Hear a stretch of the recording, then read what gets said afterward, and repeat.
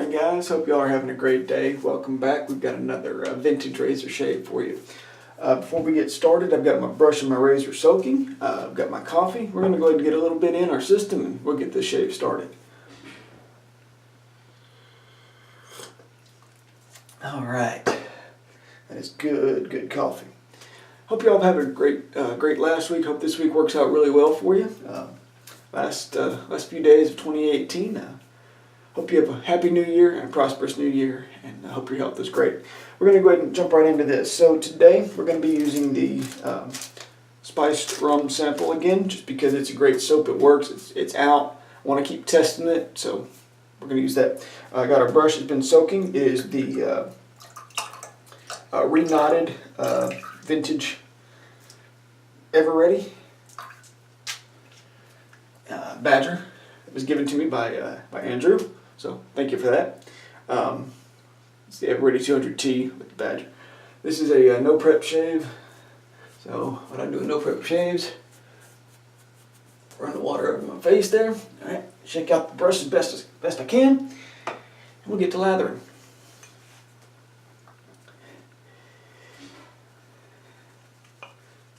Alright, so we're just building a layer of soap on the brush. I'm not necessarily trying to lather it in the bowl. Just want to get a layer built up here. This is a great soap. The scent strength to me is a little bit low. While that's not necessarily indicative of a performance of a soap, it is nice to have a good scent on there. There is some there. And in all fairness, I probably left this sitting out instead of putting it back in, and that probably messed up part of the scent, so I'll take some of the blame for that. Alright, so we've got our brush good and loaded here. We're just going to kind of work this extra lather onto the face here, kind of like as a pre-shave. There we go. There we go. Alright. Brush is good and loaded. We're just going to go right into a face lather here. We might need some more water. If we do, we can just add it a little bit at a time. There we go. Yeah. So you can see the soap has no issues with building the lather. It's very thirsty soap, but that's not a bad thing. I don't mind a little bit of adding water to it, because I can always go back to the puck and add more soap if I need to as well.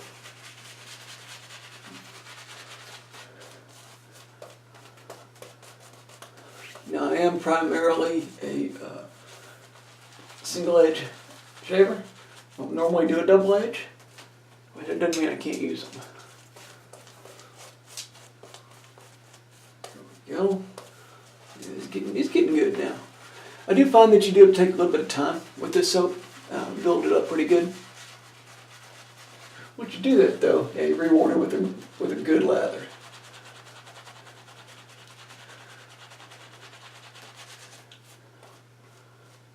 Go. Hope you guys are enjoying these little bit of change of pace from the single edge stuff.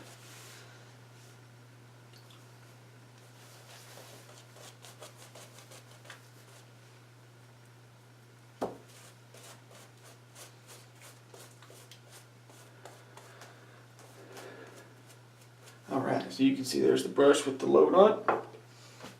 One more coffee and we'll get started. Alright, so the razor for today's shave is going to be the Cooper razor, not the Monobuilt. I would love to have that one. If anybody has that, they don't want it anymore, I'll gladly take it off your hands. This is the double edge 3-piece twist to open. So we're going to go ahead and get started. Now, I don't know all of the history or the facts about this Cooper, okay? I will readily admit that. But, oh, I forgot to say, this is also a Wilkinson sword on its third use. However, okay, there are more than enough knowledgeable people on the forums that are much smarter than I am about these things.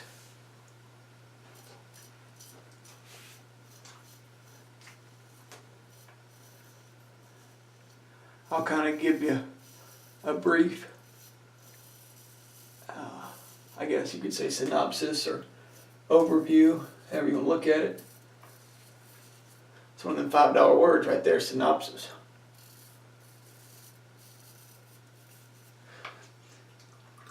So my understanding of the Cooper razors is that they did take a proprietary blade. Okay. It was a blade that was thicker than a standard DE blade. It also had different posts or holes in it for the different posts on the Cooper razor's base plate.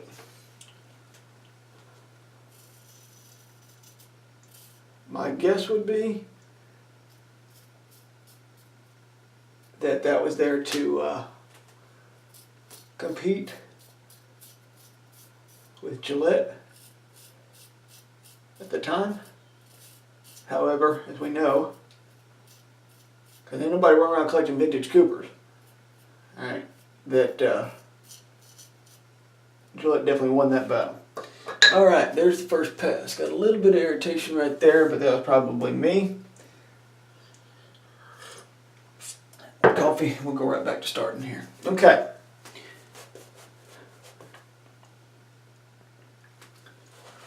Like I said, the standard DE blades, okay, they will fit in this razor. You do have to watch the torque of them. They can get shifted and twisted and out of balance and all that other good stuff that you have to worry about. But just take your time, make sure that it's straight, make sure that the flex in the blade is uniform, make sure that your blade gap on both sides is good, and you get a good shape out of it. It can be a bit harsh.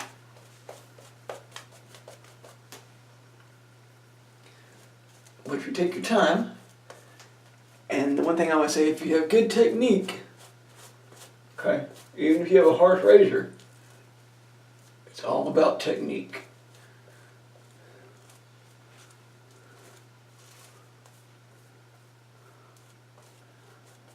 Same thing applies here.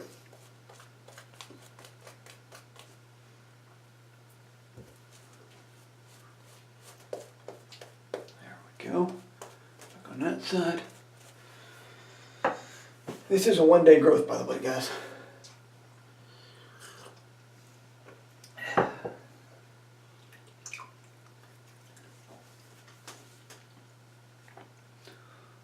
We're gonna knock this shave out real fast this morning, and then we're gonna head on off to church.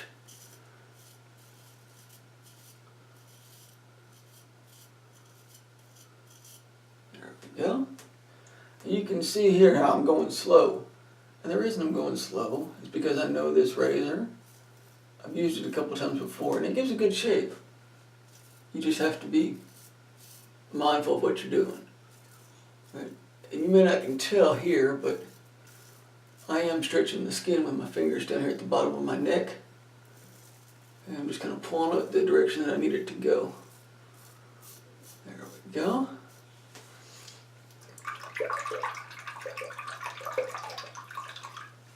Don't worry, I got my cup down here full of water just for you, Fuzzy.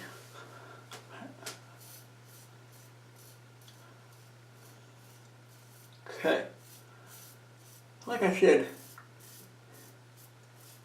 these are great shavers. Even with the blade not being the original design, as long as you watch how it's torqued, you'll be fine.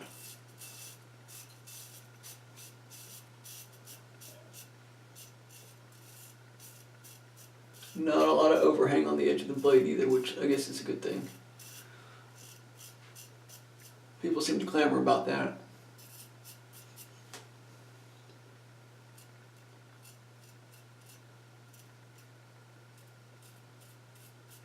And it's had a lot of blade feel to it, which can seem scary, but it's not. Once you know how to run the razor over your face at the right angle, okay, using no pressure at all, just letting the weight of the razor do the work, you can get a good shave.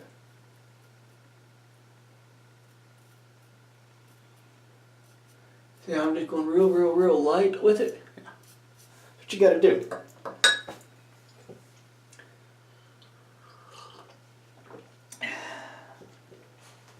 I actually found this razor at an antique store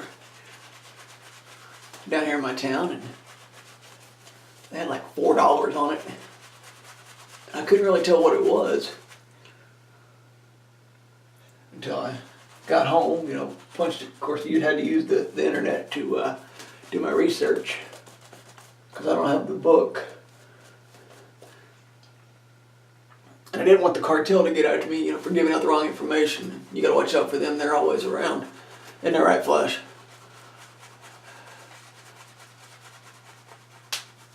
Well, once I did the research on it and found out, what it was and a little bit of the history, I kind of fell asleep reading some of it, so.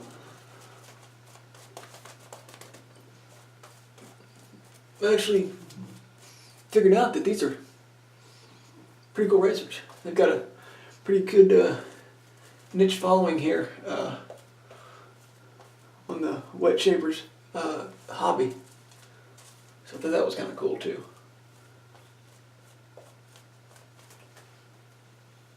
Yep. The one that y'all hear whimpering in the background, that's the dog. Apparently he needs a shave today too or something.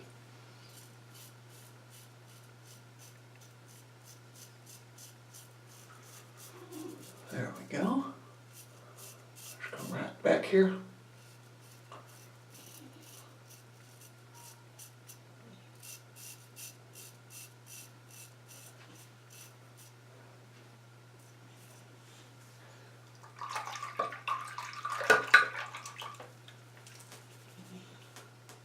Okay.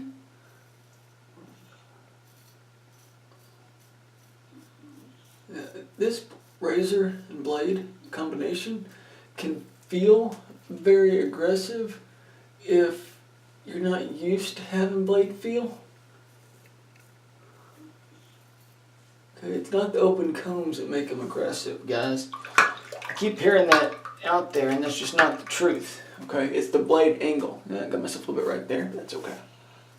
It's the blade angle that does it, and the blade gap. That's what can make things aggressive or not aggressive.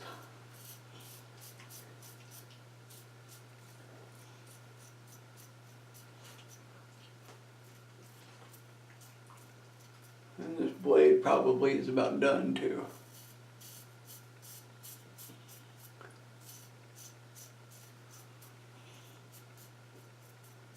You see how I'm holding this as well? Okay, this is just how I do it, but I'm putting my finger right up underneath that base plate right there, and I'm using that kind of as a guide, really, to kind of figure out exactly the right angle to use. I kind of use that as a guide. If that makes sense. Probably doesn't.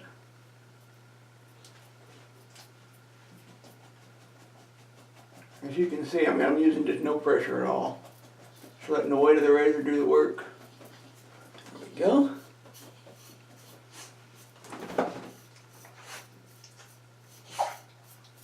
Alright, this soap has enough residual slickness. There we go.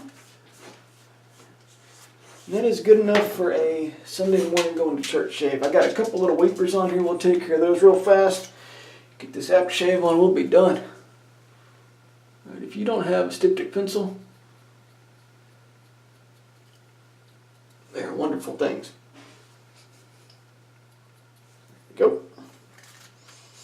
All right, we'll let that dry down for just a moment to get a little bit more coffee in us. If you guys haven't picked up a Cooper yet and you want to shave with one, definitely a niche market here in the States, like I said, but it's a good razor. It's a very good razor. No overhang at all. It's kind of got a curved kind of bullet shape or a teardrop shape to the head. Good shave. All right. Aftershave for today is going to be the Adidas Team Force. It's cheap. It's easy to use. Doesn't smell bad. We'll take that.